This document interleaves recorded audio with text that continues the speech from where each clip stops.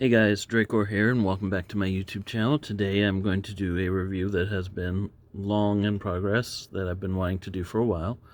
I'm going to start reviewing the Marvel Legends Age of Apocalypse X-Men action figure series. And I'm going to start with the main man himself, Apocalypse, who was a single card at release, released in between the first and second wave of this series.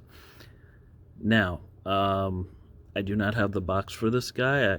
I threw it away without really thinking about it. I picked this guy up at TC's Rockets like I do most of my stuff. I know I mention them a lot, but they're really good for getting some really cool stuff at decent prices, and they're my local comic shop, and I just love going there. So, yes, I did get it there. They're here in San Diego at 5155 Waring Road, 92116. And if you aren't here in San Diego, you can still go online and buy from them from their online store. Their website is https://www.tcsrockets.com, and I'll put a link in the description for that too. So first and foremost, let's just take an overall look at this guy. He's from the storyline from 1995 called Age of Apocalypse, obviously. And that storyline took place when Legion, who is Professor Xavier's child from one of his earlier relationships, in order to pay his dad back for helping him, decided to kill his dad's mortal enemy, Magneto, to make his life easier. See, the thing with Legion is he has multiple personalities, but different powers that go with said personalities. So one of those was time travel. And he's like, well, I want to thank my dad for helping me out, so why don't I just go back in time and kill his worst enemy? Not realizing it was also one of his dad's best friends. So, again, mentally unstable as he was, he went back thinking he was doing something good. He goes back, tries to kill Magneto. This is at the height of Professor Xavier and Magneto's friendship, and Professor Xavier gets in the way and stops Legion from killing Magneto, but ends up dying himself, which then lays the groundwork for Apocalypse to take over and form a new society in which the X-Men were never made, and it's a world where only the strongest survive. So that's just the cliff notes of X-Men Age of Apocalypse. And as you can see, I have in the background here the trade paperback Volume 1 for X-Men Age of Apocalypse, X-Men Alpha. And that whole story is in there. You can pick that up pretty much anywhere you can get books, like Barnes & Noble or Amazon.com. And it's out of print, but you can still get it. So this is the single card release that they did of the character. And actually, I'm going to pick up this comic and show you how accurate it is to, like, the figure look, how accurate the figure looks to the actual character in the book. Though I will say, in this comic, it was the 90s, and a lot of times looks would never stay 100% consistent and would shift quite frequently. So let me pull up an image for you guys on, well, not pull up, but find an image in this book for you guys to take a look at.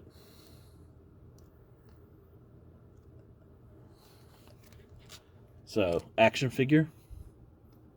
Oops. Well, comic book. As you can see, pretty accurate. The only main difference is the head is much skinnier in that artwork. But then when you go to the next page, it's actually more similar to this one.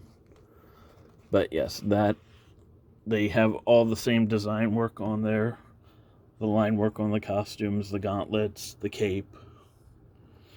Just all that really cool stuff that, honestly, 90s were, they get a lot of flack for their type of artwork, but I thought a lot of their artwork was pretty cool. So, again, he is single carded figure. He is a heavy remold of the regular Apocalypse Build-A-Figure from the more recent Marvel Legends. I believe it was the 2015-2016 X-Men run when they did that. I could be wrong about that. And so let's take a look at him. Design-wise, again, he looks very much like his comic book counterpart. Mine does have a little bit of an issue that I gotta fix. This right here, you can actually see a separation happening here, where these two pieces should have been glued together, and I don't think they were, so I'm going to have to super glue that and fix that, because it's giving it a little too much wiggle room. So first and foremost, just to get a better look at his articulation and everything, well, actually first, what does he come with? Okay, we'll set you back down. He comes with two heads, the scowling head without the open mouth, a traditional Apocalypse head, the laughing maniacally crazy Apocalypse head. He comes with the fist hands he has on, and then one open hand for gesturing, grabbing, and it's also perfect for holding. His other accessory, a human skull. And it's actually a very well detailed human skull. A little bit terrifying. It does not pop onto any figures. It does not have a hole so you can pop it on a figure or anything. It is just a decorative skull. So those are the things that he comes with, along with the cape that is currently attached to him. But since we are trying to figure out his articulation and show you how he works, we're going to do away with the cape right now. It just pegs in right here on this shoulder and here on this shoulder, and you just pull the pegs out, and the cape's gone. So, again, I'm going to try and be careful because, like I said, right here at the hip, my dude has some issues. He also has this large collar that is accurate to the comic, but it does kind of hinder the movement a bit. So we're going to actually, but it can be popped off if you really want to. So we're actually going to pop that off too. And now he looks so skinny.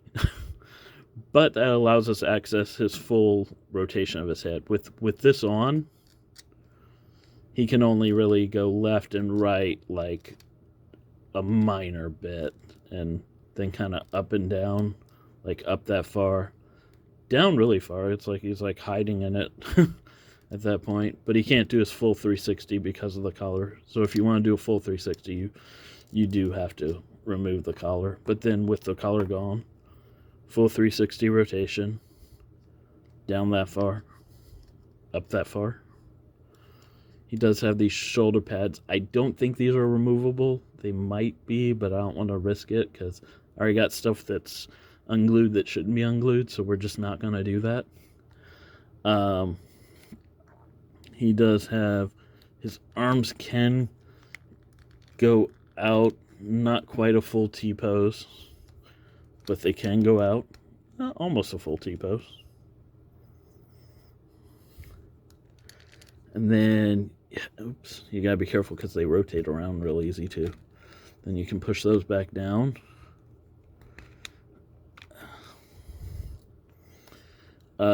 He has an upper arm swivel, but because of his bulkiness, it doesn't really twist out that much. Like, I can't twist it that much that way, but this way it can kind of go full 360 almost, and then comes back around that way. So you kind of have to twist it weirdly if you want to pose it a certain way. Again, this being a very bulky figure, he does have a lot of issues with his articulation just because the muscles get in the way. He doesn't get 90 degrees at the bend at the elbow because between his muscles and the actual cuffs on his arm, it just kind of stops it.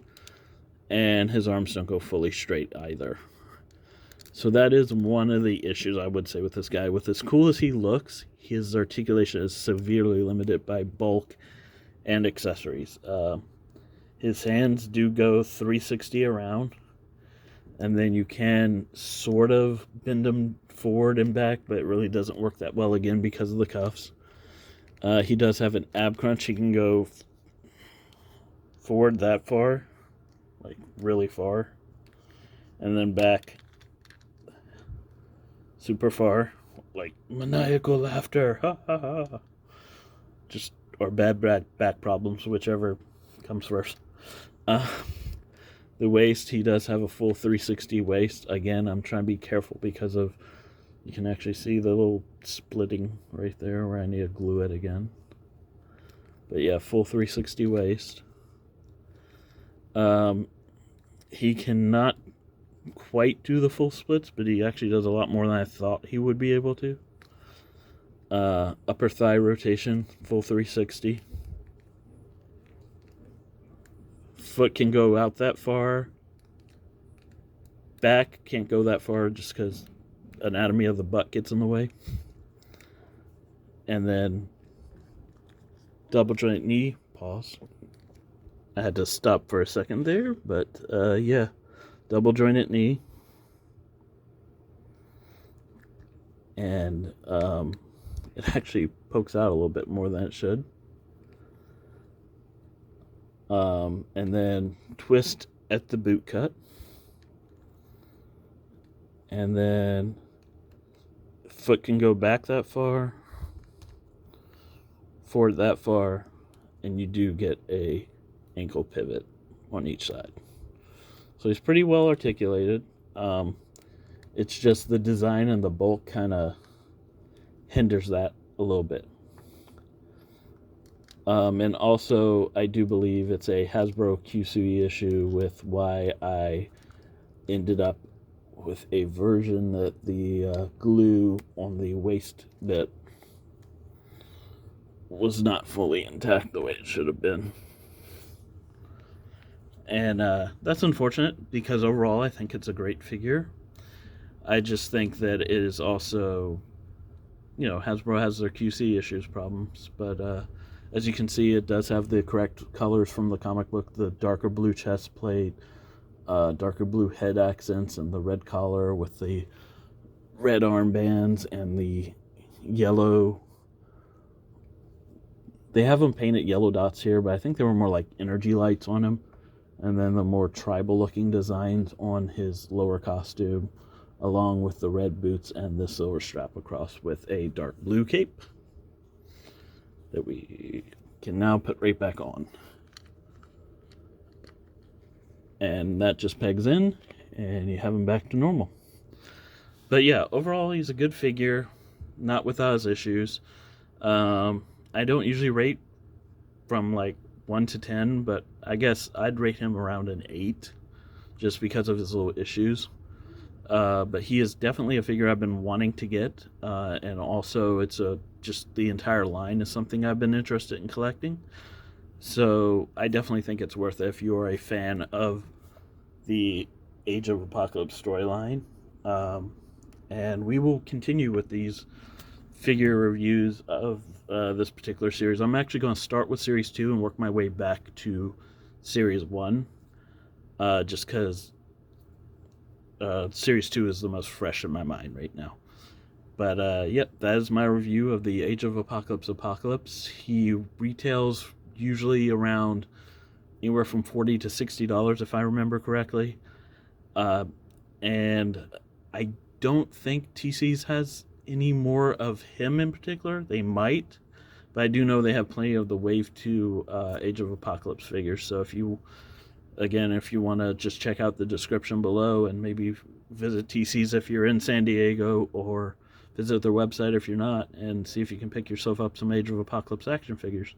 Anyways, thank you for watching. I hope you have a great day, and please like, comment, and subscribe to my channel, and hit the notification bell for notifications when I upload my next videos, and look for future Age of Apocalypse Marvel Legends reviews shortly.